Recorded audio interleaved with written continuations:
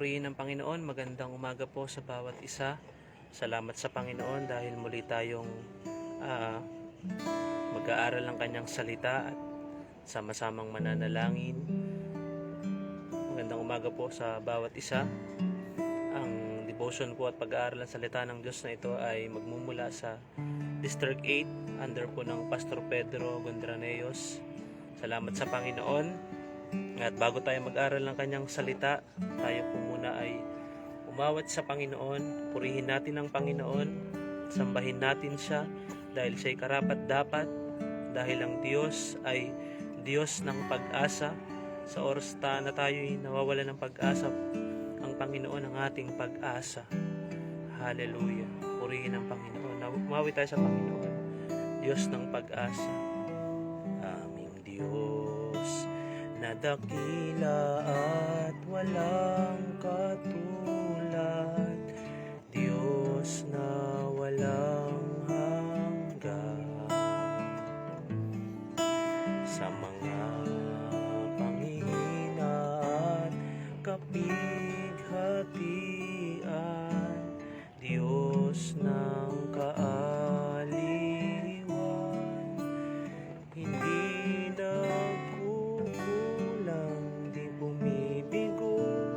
Diyos na di nagpabago, isang kaibigan, kagabay at matatakbuhan, Diyos na laging nakalaan. Minsan pa po, aming Diyos na dakila at walang katulad, Diyos na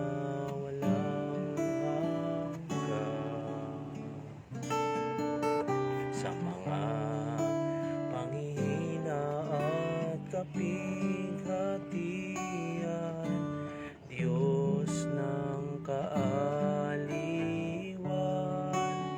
hindi nagkukulang, di bumibigo, Diyos na di nagbabago, isang kaibigan, kagapay at matatakbuhan, Diyos na laging nakalaan. Kayo, O Diyos, ang aking pag-asa.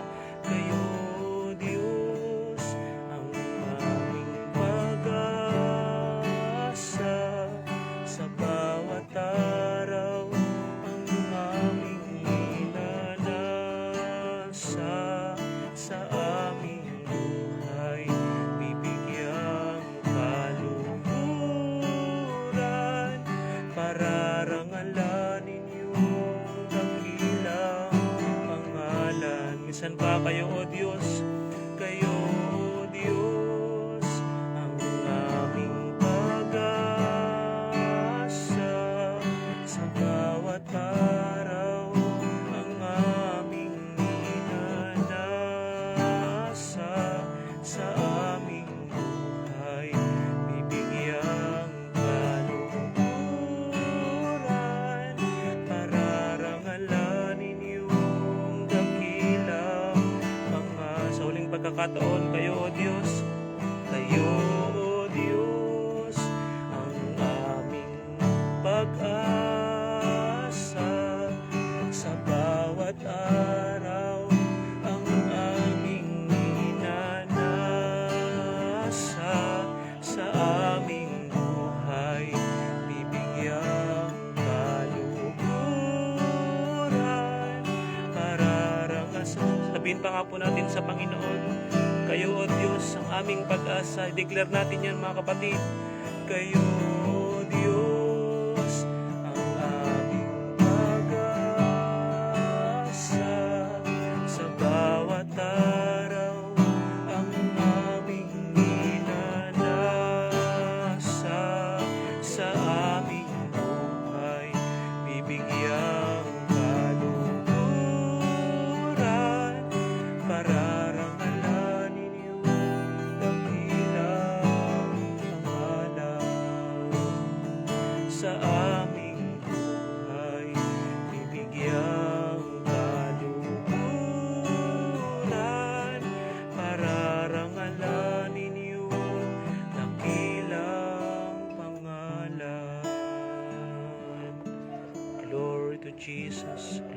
glorify your name. Hallelujah, hallelujah, hallelujah. Hallelujah, glory to Jesus. Hallelujah. Mga kapatid, ang pag-asa po natin ay ang Panginoon. Hallelujah, hallelujah. Ang mundong ito ay punong-puno ng kasamaan, pero ang ating pag-asa ay ang Panginoon. Hallelujah. Glory to Jesus. Tayo po ay manalangin naman naming Diyos na mabuti at tapat. Papasalamat po kami sa panibagong umaga na kami po ay gising at mayroong lakas, at kaya kami nakakapanood ng live na ito dahil sa biyaya po ninyo, Panginoon. Salamat sa panibagong buhay, at ang dalangin namin ng aming pag-aaral ng inyong mga salita ay hindi mawala ng kabuluhan, Panginoon, kundi ito'y magrema sa aming puso at maging paalala sa amin, Panginoon, na kayo ang aming pag-asa. Purihin ang inyong pangalan sa pangalan ng Panginoong Jesus. Amen. Hallelujah.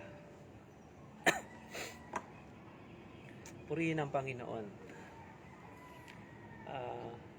Magandang umaga po sa bawat isa.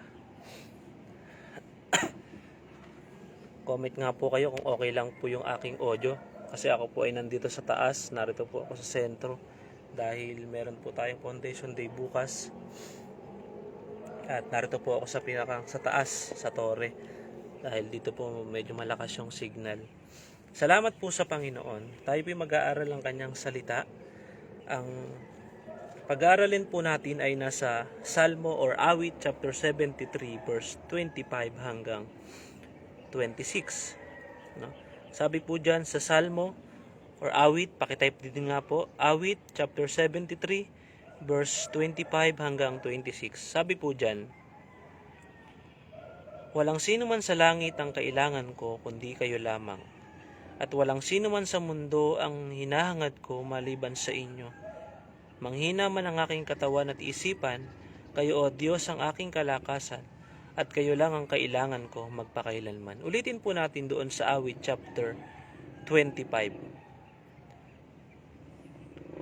Walang sino man sa langit ang kailangan ko kundi kayo lamang, at walang sino man sa mundo ang hinahangad ko maliban sa inyo. 26. Manghina man ang aking katawan at isipan, kayo o Diyos ang aking kalakasan, at kayo lang ang kailangan ko magpakailanman. Purihin ang Panginoon. Ito pong talatang ito ay isang sulat or isang nilikhang awit o isinulat ni Asaph. At si Asaph po ay isang choir master o yung isang magaling na manunugtog at nangunguna sa pagkanta or choir master sa panahon po ni Haring David at panahon ni Solomon. No, ito pong si Asaph ay isa sa magaling na manunugtog at isang choir master. At itong lingkod ng Diyos na ito na si Asaph ay sumulat ng ganitong awit na nilalaman ng kanyang puso. At makikita natin dito sa Awit chapter 25, no, matindi yung kanyang pagnanasa sa Panginoon. Yung lalim ng kanyang tawag dito, pagnanais o yung pagnanasa ay naiparamdam niya dito sa sa Awit chapter 25 verse 26. Sabihin natin, kaya sabi dito mga kapatid, no, walang sino man sa langit ang kailangan ko kundi kayo lamang, at walang sino man sa mundo ang hinahangat ko maliban sa inyo. Kaya yung kanyang pagnanasa mga kapatid ay napakalalim. No, ninanasa niya na walang sino man sa langit ang kailangan ko kundi kayo lang. Maraming gustong pumunta sa langit dahil maganda lang yung langit. Maraming gustong pumuntang tao. Pag tinatanong mo saan mo gustong pumunta, no, saan mo gustong pumunta? Sa langit or sa impyerno? Ang laging sinasabi po nila mga kapatid ay sa langit. Anong meron ba sa langit? Kaya ang sabi dito sa Awit chapter 73 hanggang sa 25-26, no, yung pagnanais ni Asaph ay isinulat niya dito na walang sino man sa langit ang kailangan ko kundi kayo lamang. Ang tinutukoy dito ay ang Panginoon. No, mga kapatid, sa langit, maganda yung langit. Pero ang totoo, kaya lang gumanda ang langit kasi naroon ng Diyos. Yung kalwalhatian ng Panginoon ay naroon. No, ang langit ay isang napakagandang lugar na hindi natin kayang arukin ang ating pag-iisip. Bakit? Kasi naroon yung kalwalhatian ng Panginoon. Ito yung pagnanais ni Asaph, no? Na walang sino mang sa langit ang kailangan ko kundi kayo lang. Hindi yung gintong daan, hindi yung malakristal na na lawa, no? O yung mga mansyon na mga ginto, no? Ang hinahangad niya pagdating niya doon sa langit ay ang Panginoon, ay ang Diyos. Kaya mga kapatid, no, marami tayong naririnig kapag umaga dito sa pag-aaral ng salita ng Diyos na encouragement patungkol sa salita ng Diyos. Pero ngayong umagang ito, ipinaparating ng talatang ito na ang ating gawing pagnanais, no? O yung ating naisin, no? Pag tayo ay nawala dito sa mundong ito ay makita o mayakap natin ang Panginoon katulad ni Asaph, no? Walang ibang laman ng kanyang puso na sabi diyan ay walang sino man sa langit ang kailangan ko kundi ang Panginoon lamang. Amen. Babasa tayo ng ilang mga talata. No, bago niya kasi ito nasabi, meron siyang mga pinagdaraanan. Si Asaph na isang choir master ng mga panahon ni Solomon at ni David ay merong pinagdaraanan, meron siyang matinding problema. So ano to? Sa 73 sa Awit chapter 73 verse 1, ang sabi po niya diyan ay tunay na mabuti ang Diyos sa Israel, lalo na sa mga taong malilinis ang puso. Sabi to, tunay na mabuti ang Diyos. Na-realize na napakabuti ng Panginoon.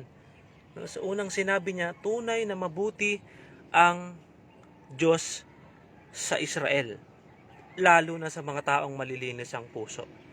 At sa verse 2, ngunit ako, no, sinasabi ni Asaph, sinusulat niya, ngunit ako, halos mawalan na ako ng pananampalataya. Na sinasabi niyang mabuti ang Diyos, no, lalo na sa mga malilinis ang puso, no, sa mga lingkod ng Diyos sa Israel, no, mabuti ang Diyos. Pero siya, sabi ni Asaph, ngunit ako halos mawalan na ako ng pananampalataya. At sabi diyan, naiinggit ako nang makita ko na ang mayayabang at masasama ay umuunlad pa. No? Bago niya nasabi itong verse 25 hanggang 26, meron siyang naunang mga sinabi na pinagdaraanan. Personal na kanyang pinagdaraanan. Sabi diyan, naiinggit ako na makita ko ang mayayabang at masasama ay umuunlad. Verse 4, malusog ang kanilang mga katawan at kapag namatay na ay hindi nahihirapan. Hindi sila naghihirap at nababagabag na tulad ng iba. Kaya ipinakita nila ang kanilang kayabangan at kalupitan. Ang kanilang puso ay puno ng kasamaan at ang laging iniisip ay paggawa ng masama. Kinukutya nila at pinagsasabihan ng masama ang iba. Mayayabang sila at nang aapi ng kapwa. No, ito yung nakikita niya doon sa mga taong nakapaligid sa kanya. Ang sabi niya, naiinggit ako nang makita ko yung mayayabang. No, yung masasama ay yung lalo pang umuunlad. Ito sa verse 12, sabi diyan, Awit chapter 73 verse 12. Ganito ang buhay ng masasama. Wala nang problema, yumayaman pa. No, nakita ni Asaph, no? Yung mga mayayaman o yung masasama, ang sabi diyan sa verse 12 ay ganito ang buhay ng masasama. Wala nang problema, yumayaman pa. No, meron sa kanyang inggit sa puso niya na nakikita niya na yung mga masasama ay bakit kaya umuunlad pa, nagkaroon ng question sa kanyang isipan. Na sinasabi niya, Panginoon, nakita ko yung masasama. No? Wala na nga silang problema, pero bakit yumayaman pa sila? No, matinding katanungan ito sa verse 13. Sa verse 13, ito yung ibinubuhos niya na yung kanyang saloobin. No, habang sinusulat niya ito ni Asaph na isang choir master, ang sabi diyan,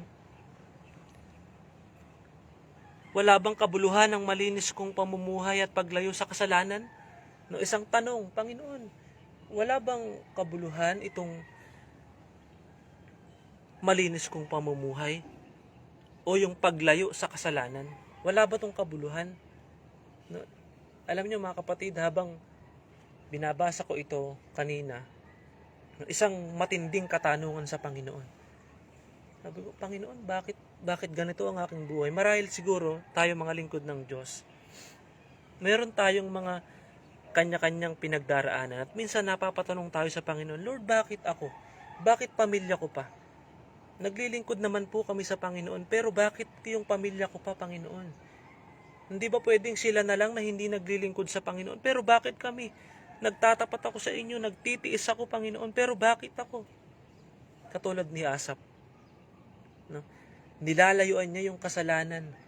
Lumalakad siya sa pagiging matuwid, pagiging malinis, pagiging banal.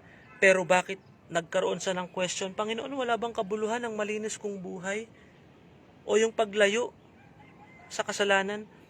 Verse 14, nagdurusa ako buong araw, bawat umaga ako'y inyong pinaparusahan. Kung sabihin ko ito sa inyong mga mamamayan, para na rin akong pinagtaksilan, para ko na rin kayong pinagtaksilan. Pero alam nyo, ang pinakamaganda rito kay Asaph, hindi niya sinasabi yung pinagdaraanan niya doon sa kanyang mga kasamahan o doon sa mga taga-Israel. Hindi niya sinasabi. Ang pinagsasabihan niya ay ang Panginoon. No? Kasi kapag sinabi raw niya ito sa mga mamamayan ng Israel, para na rin daw niyang pinagtaksilan ng Panginoon. Kaya minsan kapag meron tayong problema na hindi na natin kaya, ang pagsabihan natin ay ang Panginoon. O kauna-unahan na yung Panginoon. Bakit? Katulad ni Asaph, matindi yung kanyang katanungan sa Panginoon. Sabi ko, Panginoon, kagabi nga, lalagyan ko to ng expression. Sabi dyan, Panginoon, wala bang kabuluhan yung paglayo ko sa kasalanan? Wala bang kabuluhan yung paglakad ko sa pagiging matuwid at banal? Kasi nakikita niya yung mga kasamahan niya na masasama, yumayaman pa, walang sakit, mayayabang na, pero sila pa yung umuunlad, pero siya, lingkod ng Diyos, tapat, nagtitiis. Pero bakit dyan? Meron siyang karamdaman, meron siyang tinitiis, naghihirap siya. Kaya sabi sa verse 16, mga kapatid, kaya sinikap kong unawain ang mga bagay na ito, ngunit nahihirapan ako. No, sinisikap niyang unawain yung kalalagayan niya, mga kapatid, na minsan tayo ganun. No? Sinisikap nating unawain yung mga bagay na pinagdaraanan natin, pero hindi natin maunawaan. Na kaya nakapagtatanong tayo sa Panginoon, Lord, bakit yung pamilya ko pa? Bakit yung asawa ko pa, Panginoon? Giver naman kami sa simbahan, Panginoon, nagtatapat kami ng ikapo. Nagbibigay kami ng pinakamaganda naming pagbibigay. Nung minsan, dito sa Bible School, nung nag-aaral po ako, nung 2017 to 2019, marami din akong tanong sa Panginoon nung patapos na ako ng Bible School. Sabi ko, Panginoon, paglabas ko ba ng Bible School, ano na po yung gagawin ko? No, madidistino na po ba ako or magtatrabaho po ba ako bilang marami akong question na tinatanong ko yung sarili ko na pag nakatapos ako ng Bible School na ito, Panginoon, saan na ako? Ano na yung gagawin ko? At nakapagtanong ako sa aking isipan na minsan, Panginoon, papaano na ako? Papaano na yung pamilya ko? Minsan, dinadaya tayo ng kaaway na maglalagay siya ng katanungan sa ating isipan na minsan magpapawala ng pag-asa natin sa Panginoon, katulad ni Asaph.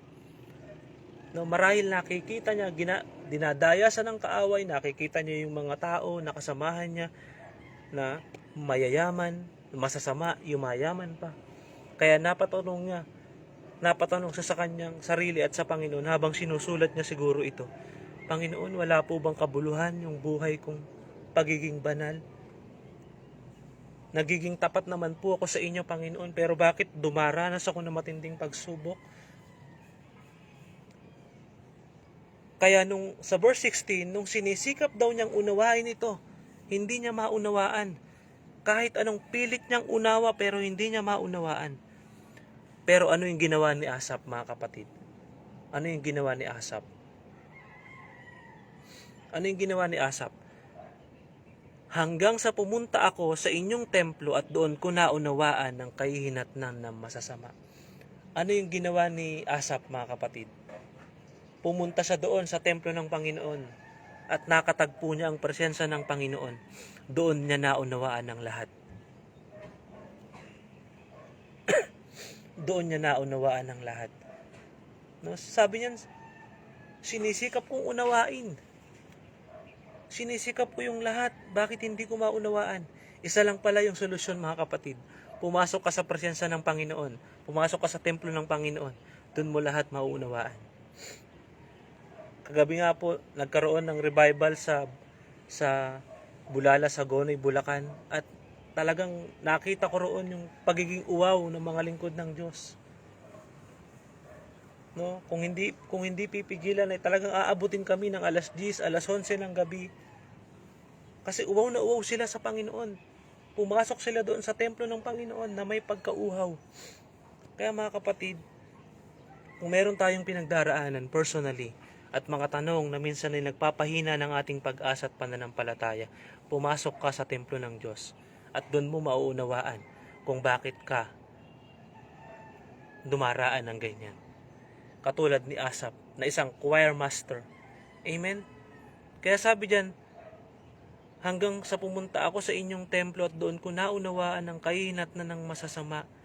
Tunay na inilagay nyo sila sa kalalagayang walang katiyakan upang sila ibaksak sa kapahamakan. Naunawaan niya yung kahihinatnan ng mga masasama. Ganito pala ang kahihinatnan ng masasama.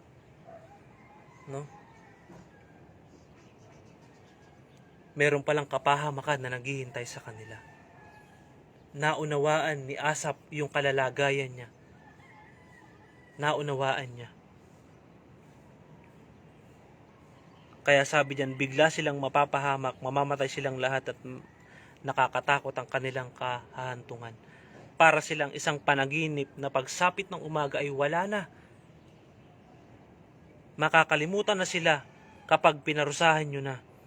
Verse 21, nang sumama ang loob ko at nasaktan ang aking damdamin. Ito ulit yung kanyang sinulat. No, nang sumama ang loob ko at nasaktan ang aking damdamin, para akong naging hayop sa inyong paningin at mangmang at hindi nakakaunawa. Na-realize ni Asaph na nung siya'y sumama ang loob sa Panginoon, habang sinusulat niya ito, nagkaroon siya ng sama ng loob sa Panginoon. Na-realize niya na siya'y isang mangmang. Bakit niya yun na-realize? Kasi pumasok siya doon sa templo na kung saan ay kinatagpusan ng presensya ng Panginoon. Ang lahat ng kanyang pinipilit unawain na hindi niya maunawaan, isa lang ang solusyon. Naunawaan niya nung siya'y pumunta ng templo at nung nakatagpo niya ang presensya ng Panginoon. Doon niya lahat naunawaan kung bakit dumaraan siya ng ganoon. Amen, mga kapatid? Kaya sabi diyan sa verse 23, ngunit patuloy akong lumapit sa inyo at inakay niyo ako. Ginabayan ako sa pamamagitan ng inyong mga payo at pagkatapos ay dadalhin niyo ako sa magandang kalalagayan. Naunawaan ni Asaph na yung paggabay ng Panginoon ay nasa kanya. Naunawaan ni Asaph na yung paghawak ng Diyos sa kanyang mga kamay ay naroroon. Kaya sabi sa verse 24, sabi diyan, ginagabayan ako sa pamamagitan ng inyong mga payo at pagkatapos ay dadalhin niyo ako sa magandang kalalagayan. Kaya nasabi niya ni Asaph, ito yung sinabi ni Asaph, walang sino man sa langit ang kailangan ko kundi kayo lamang, at walang sino man sa mundo ang hinahangad ko maliban sa inyo. Nung naunawaan ni Asaph, mga kapatid, nung naunawaan ni Asaph na isang choir master, na yung kanyang pinagdaraanan, ganito na ang naging kaisipan niya. Walang sino man Sa langit ang kailangan ko, kundi kayo lamang. At walang sino man sa mundo ang hinahangad ko maliban sa inyo. Verse 26, manghina man ang aking katawan at isipan. Kayo, O Diyos, ang aking kalakasan. At kayo lang ang kailangan ko magpakailanman. Hallelujah. Mga kapatid, meron ka bang pinagdaraanan? Meron ka bang personal na pakikipagbaka marahil sa asawa, marahil sa ministeryo, sa membro, o personal relationship mo sa Panginoon, or meron kang pinagdaraanan sa iyong pagpapastor o bilang pangunguna, meron kang pinagdaraanan. Pumasok ka sa templo ng Panginoon. Doon mo makikita, maunawaan yung lahat. Ano yung ginawa ni Asaph? Napatanong siya sa Panginoon. Panginoon, wala po bang kabuluhan yung paglayo ko sa kasalanan? Wala po bang kabuluhan yung pagtitiis ko, yung malinis kong pamumuhay? Bakit nangyayari sa akin ito? Yung mayayaman ay lalo pang yumayaman, yung masasama na mayayaman ay lalo pang yumayaman. Pero alam nyo, nung pumasok si Asaph sa templo ng Diyos na kung saan ay kinatagpusan ng presensya ng Panginoon, doon niya naunawaan yung ganitong kalalagayan. Verse 25, walang sino man sa langit ang kailangan ko, kundi kayo lang. At walang sino man sa mundo ang hinahangad ko maliban sa inyo. Manghina man ang aking katawan at isipan, kayo, O Diyos, ang aking kalakasan, at kayo lang ang kailangan ko magpakailanman. Amen. Ito pa yung ginawa ni Asaph. Verse 28, huling talata. Sabi diyan, ngunit ako, minabuti kong maging malapit sa Diyos. Kayo, Panginoong Diyos, ang ginawa kong kanlungan upang maihayag ko ang lahat ng inyong mga ginawa. Sabi ni Asaph, ngunit ako, minabuti kong maging malapit sa Diyos. Minabuti niyang maging malapit sa Panginoon. At kayo, Panginoon, ang Diyos, kayo, Panginoon, Diyos, ang ginawa kong kanlungan upang maihayag ko ang lahat ng inyong mga ginawa. Amen. Salamat sa presensya ng Panginoon.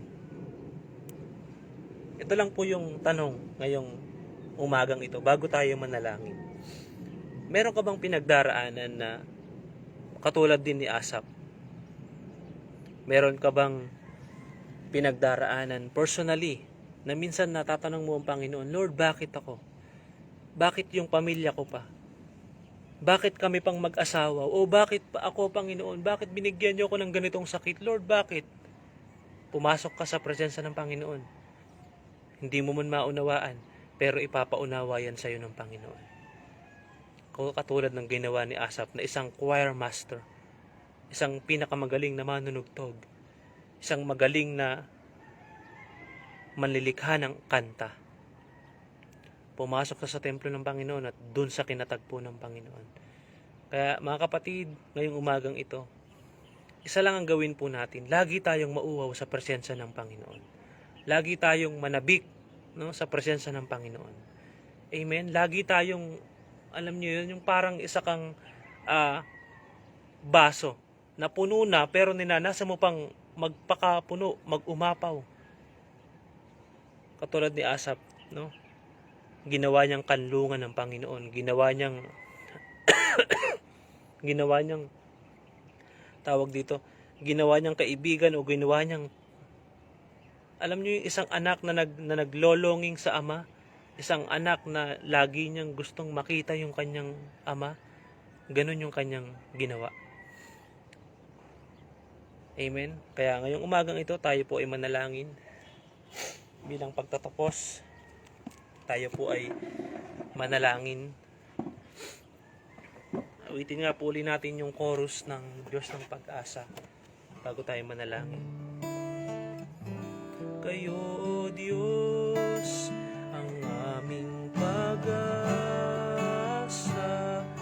sa bawat araw ang aming minanasa,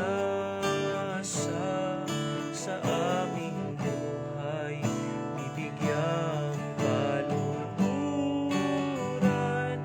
pararangalan inyong dakilang pangalan. Minsan pa kayo, O Diyos, kayo, Diyos, ang aming pag-asa, sa bawat araw ang aming minanasa, sa aming buhay bibigyang kaluhuran, pararangalan inyong dakilang pangalan. Hallelujah. Panginoon, nagpapasalamat po kami sa aming napag-aralan ngayong oras na ito. Marahil meron kaming personal na pinagdaraanan o kanya-kanyang mga pinagdaraanan, pagsubok. Isa lang ang solusyon, pumasok kami sa inyong presensya at doon na ninyo ipapaunawa kung bakit kami dumaraan ng ganitong mga pagsubok. Pagpalain po ninyo ang inyong mga anak na nanonood sa Facebook Live na ito sa pag-aaral ng salita ng Diyos tuwing umaga. Pagpalain niyo po kaming lahat. At Panginoon, dinadalangin po namin yung Foundation Day bukas na gaganapin dito sa Bible School sa Duro Faith Centro. Panginoon, hinihiling po namin yung lahat ng inyong gagamitin, Panginoon, sa gawaing ito, Diyos, ay patuloy niyong pagpalain at gabayan ng inyong banal na Espiritu. Tulungan niyo po yung aming Foundation Day na gaganapin sa araw po ng bukas. Wala kaming inaasahan kundi yung pagkilos po ng inyong presensya, pagkilos po ng inyong kapangyarihan, Panginoon.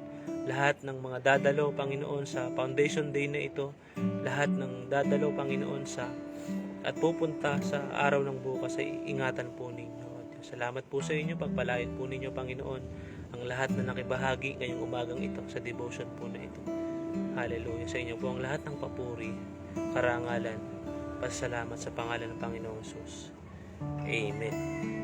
Hallelujah. Purihin ang Panginoon. Tapos na po ang ating devotion. Pagpalain po tayo ng Panginoon. At bukas po ay Foundation Day po ng ating Duro Faith Centro. Ay yung malalapit po ay malaya po kayong makapunta at sama-sama po nating purihin ng Panginoon. Sama rin po siya natin sa panalangin. Purihin ang Panginoon, pagpalain po tayong lahat ng Diyos.